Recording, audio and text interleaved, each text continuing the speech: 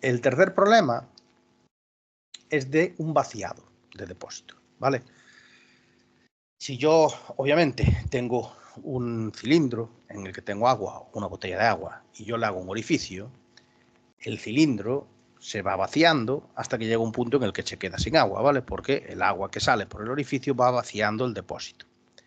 Bueno, pues hay unos determinados problemas que consisten en hacer el cálculo del tiempo de vaciado, ¿eh?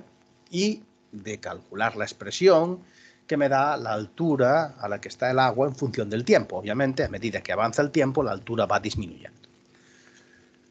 Concretamente, ¿qué decía este problema? Decía que teníamos un depósito cilíndrico de 6 centímetros de radio, ¿vale? Que estaba lleno hasta 40 centímetros de altura y que entonces aplicábamos o hacíamos un agujero de 10 milímetros de radio en su tapa inferior, ¿vale? La pregunta que me hacía era ¿cuánto tiempo tarda en vaciarse? ¿Vale? Expresión de la altura del agua en función del tiempo y la velocidad de vaciado del depósito en función del tiempo. Bueno, entonces la situación que nosotros tenemos es esta que está aquí ilustrada, ¿vale? Es decir, es un cilindro que tiene agua hasta una altura determinada, que en nuestro caso nos dice que esta altura son 40 centímetros, y que el cilindro tiene un radio de 4 centímetros, ¿vale? Es decir, que aquí hay un radio y ese radio son 4 centímetros. Además, hay un orificio en el fondo del depósito, aquí lo tenemos, y ese orificio tiene también un radio, ¿vale? Es decir, este orificio de aquí tiene un radio que me decía que eran 10 milímetros, ¿vale? Entonces aquí hay un radio que le vamos a llamar R minúscula de 10 milímetros. Luego, esta altura es una altura variable. Estos 40 centímetros ahora no permanecen constantes, van bajando. ¿Cuánto bajan y a qué ritmo lo hacen? Bueno, entonces, ¿cuál es el punto de partida para...? Y además esto es general. Cualquier problema de velocidad de salida o de vaciado de depósitos se resuelve igual. ¿Cuál es el punto de partida para estos problemas? Bueno, pues el punto de partida es la aplicación de la ecuación de Bernoulli, ¿vale? Esta es, digamos, la salida desde la que tenemos que partir. En esa ecuación vamos a hacer una serie de suposiciones, ¿vale? Entonces vamos a suponer que el cilindro, en caso de que no me digan lo contrario, vamos a suponer que es un cilindro que está abierto, ¿vale?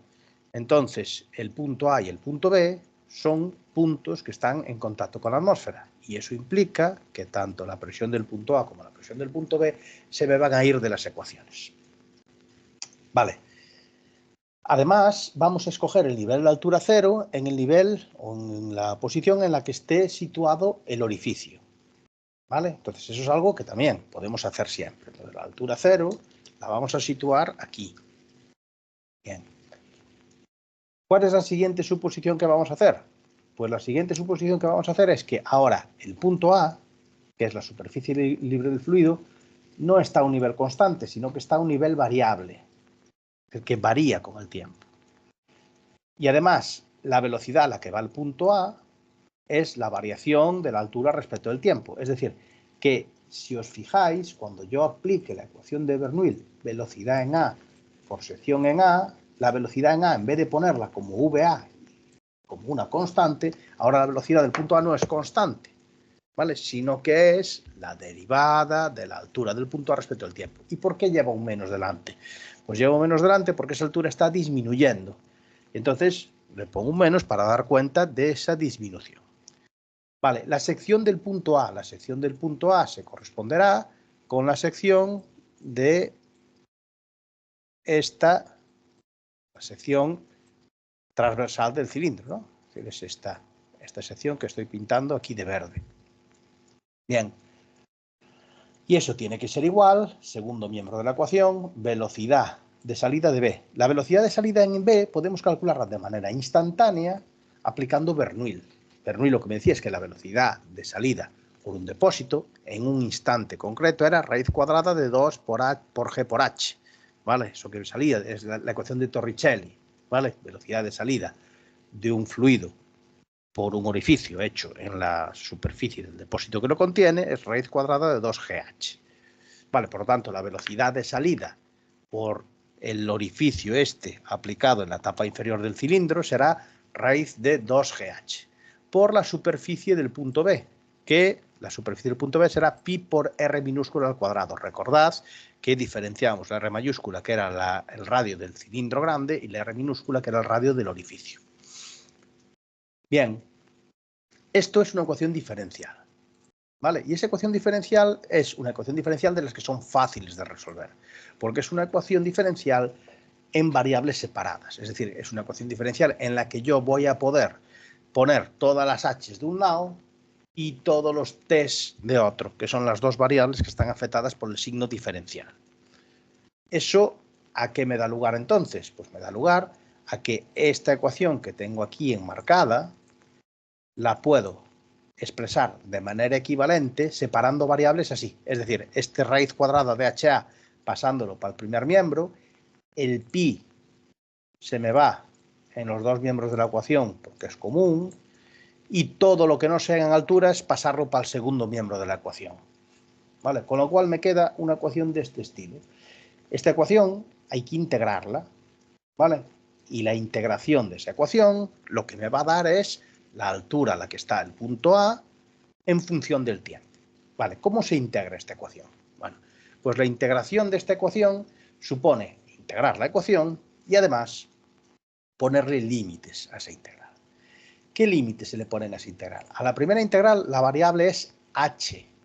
Entonces, ¿cuál es el valor inicial de h? De h minúscula. H minúscula es esto de aquí, ¿vale? Todo esto.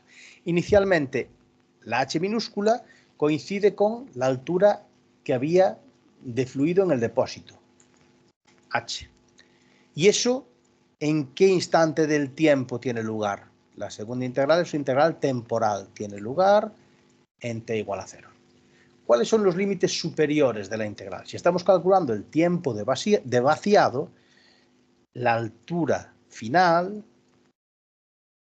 es cuando esto se vacía por completo, es decir, cuando h vale 0, ¿vale? La h, recordamos, la h minúscula, la variable h minúscula, es la altura de esta columna de fluido. Entonces, el límite superior de la integral es 0, el depósito está vaciado. ¿Y eso cuándo tiene lugar? Cuando el tiempo vale t, que es lo que yo quiero saber. Vale, la integral del primer miembro es una integral potencial, entonces es la integral de h elevado a un exponente, y la integral de h elevado a un exponente es h elevado a una unidad más, dividido entre ese nuevo exponente. Entonces, menos un medio más 1, que es un medio, dividido entre un medio. Y la integral del segundo miembro de la ecuación resulta que será que, pues todo esto es constante, no depende del tiempo. Luego puede salir fuera de la integral, que es lo que veis aquí, y la integral de diferencial de t entre 0 y t, que es t. La integral de diferencial de t es t, ¿vale? Y ahora, pues, ahí tenéis. Esta es la ecuación que me va a ofrecer cuánto vale el tiempo de vaciado. Lo primero es que los dos son términos negativos y los voy a transformar en un término positivo. De otra manera, no tendría sentido físico el que me diera un tiempo negativo. Y ahora voy a despejar de ahí t, ¿vale? Que es el tiempo que tarda este depósito en vaciarse, ¿vale? Entonces, este es el proceso general y, repito, es un proceso genérico que vale para cualquier vaciado de depósitos, ¿vale? Sustituyendo valores numéricos, sabiendo que h mayúscula, que era la altura inicial, eran 40 centímetros, que r eran 6 centímetros y que R minúscula eran 10 milímetros y que R mayúscula eran 6 centímetros, y sustituyendo todo por su valor en sistema internacional, obtenemos un tiempo de 10,3 segundos. Es decir, este depósito en esas condiciones tardaría en vaciarse 10,3 segundos. Vale. Y otra de las cosas que me pedía era la altura. La altura, una expresión que me dé la altura genérica del agua en un momento t, en un instante del tiempo t. ¿A dónde tengo que venir? Tengo que venir aquí otra vez a esta integral. Y en esta integral, en vez de calcular el tiempo de vaciado, voy a calcular el tiempo en el que esta altura es una altura genérica h. Entonces, la primera integral sería la integral entre h mayúscula, que es la altura inicial, y h minúscula, que es una altura genérica cualquiera. Y aquí los límites de integración en la parte temporal serían 0. Cuando h vale h mayúscula, el tiempo es 0. Y aquí, cuando h es una altura genérica h, el tiempo es un tiempo genérico t. Entonces, es cambiar simplemente los límites de integración. Cuando yo quiero calcular el tiempo de vaciado, el límite de integración es 0. Cuando quiero calcular el tiempo que tarda en llegar a una altura h genérica, el límite de integración aquí es h minúscula.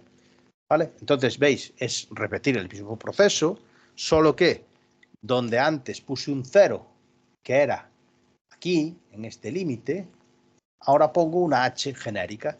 ¿Vale? Entonces, este término que antes era 0, ahora es h. Y es esa h lo que yo quiero despejar. Yo quiero saber qué altura de fluido hay en el cilindro en función del tiempo. ¿Vale? Pues lo mismo, es hacer álgebra elemental, es elevar al cuadrado los dos miembros de la ecuación y luego despejar, y se obtiene una expresión también general para la altura de la columna de fluido en el interior del depósito, que pues es esa de ahí. Se puede sustituir también los valores por cada uno de esos valores por su valor numérico, y obtendríamos una expresión que en cualquier caso dependería de t, ¿vale? Es decir, que en esta expresión, sustituyendo t por un valor, iría calculando la altura a la que está el fluido en cada uno de sus instantes. Bien. Entonces, con esto tenemos explicado cuál es el proceso de cálculo, cuál es el procedimiento para calcular un tiempo de vaciado y cuál es el procedimiento para calcular una altura de fluido en función del tiempo en un depósito en el que la superficie libre del fluido no está quieta, ¿vale? Sino que va cambiando, va variando. Este proceso que acabamos de ver es un proceso genérico, ¿vale? Es válido para cualquier depósito.